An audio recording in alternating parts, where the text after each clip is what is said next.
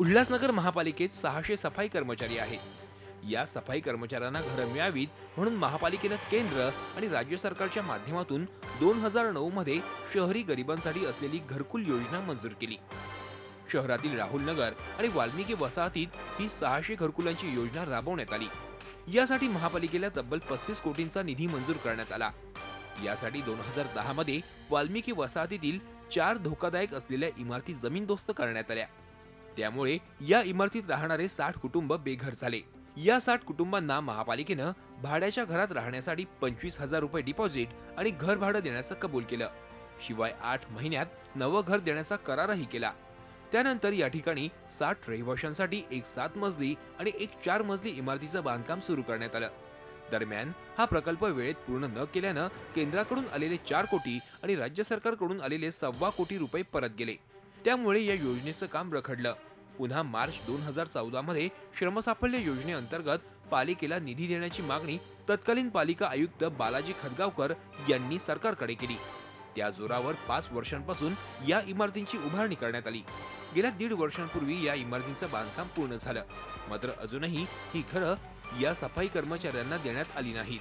आधीच या कर्मचाऱ्यांची आर्थिक परिस्थिती नाजूक, त्यात 7 वर्षांपासून त्यांना भाड्याच्या घरात राहावं लागतंय।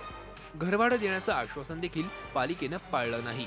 त्यामुळे या सर्वांना मोठा आर्थिक फटका बसलाय।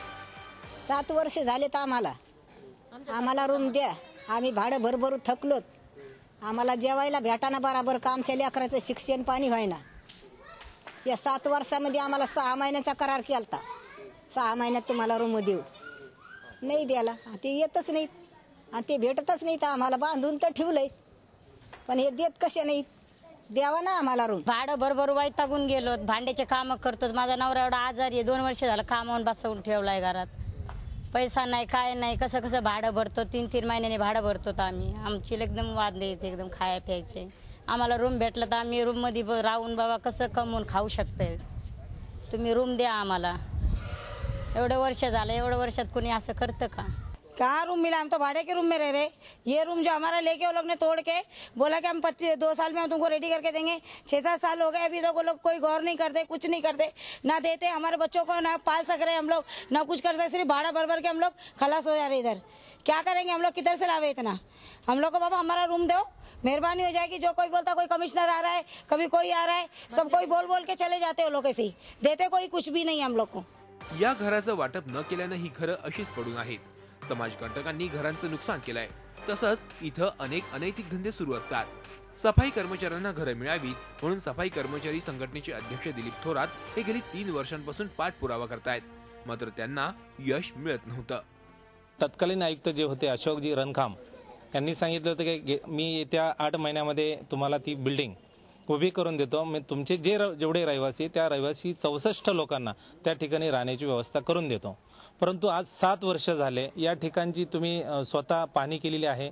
दुर्दशा तुम्हाला दिसलेली की मीटर चोरीला जात आहे, पाईप चोरीला जातात, घरामधली त्या परिस्थिती काय। जर बिल्डिंग उभी झालेली आहे तर देण्यामध्ये प्रशासनाने टाळाटाळी का करावी? अखेर त्यांनी झी हेल्पलाईनकडे धाव घेतली। झी हेल्पलाईनच्या टीमनं या सफाई कर्मचाऱ्यांची भेट घेतली, त्यांच्या समस्या जाणून घेतल्या। त्यानंतर थेट महापालिका आयुक्तांना गाठलं, त्यांच्या पुढे हा विषय मांडला। महावितरणकडून या घरांना 20 मीटर लावण्यास उशीर झाल्याचं कारण त्यांनी दिलं। येत्या 4 ते 5 दिवसात 20 मीटर लावण्याचं काम पूर्ण करू आणि तातडीनं ही घरं लाभार्थ्यांना देऊ असं आश्वासन त्यांनी झी हेल्पलाईनला दिलं। मी ते विषय पाहिला, त्याच्यामध्ये फक्त MSEB कडून त्या ठिकाणी कनेक्शनसाठी विषय पेंडिंग होता। आजच मी त्यांचे मुख्य अभियंता आहेत त्यांच्याशी बोललो आणि त्यांनी या पुढच्या 4 दिवसामध्ये ती सर्व कनेक्शनची जी काही कारवाई प्रलंबित होती ती करण्याचं आश्वासन दिलं आहे। एकदा त्यांच्याकडून प्रत्येक युनिटचं कनेक्शनचं विजेचं पूर्ण झालं त्यानंतर आम्ही प्रत्यक्ष त्या लाभार्थ्यांना ते घरं वितरण करण्याचे कार्यक्रम घेता येईल। आयुक्तांच्या आश्वासनामुळे या सफाई कर्मचाऱ्यांना मोठा आनंद झालाय। लवकरच आपल्याला घर मिळेल अशी आशा त्यांना वाटू लागली आहे। त्यामुळे जोपर्यंत या सफाई कर्मचाऱ्यांना घरं मिळणार नाहीत तोपर्यंत झी हेल्पलाईन याचा पाठपुरावा सुरूच ठेवील। चंद्रशेखर भुयार, झी मीडिया, उल्हासनगर। झी 24 तास रहा एक पाऊल पुढे।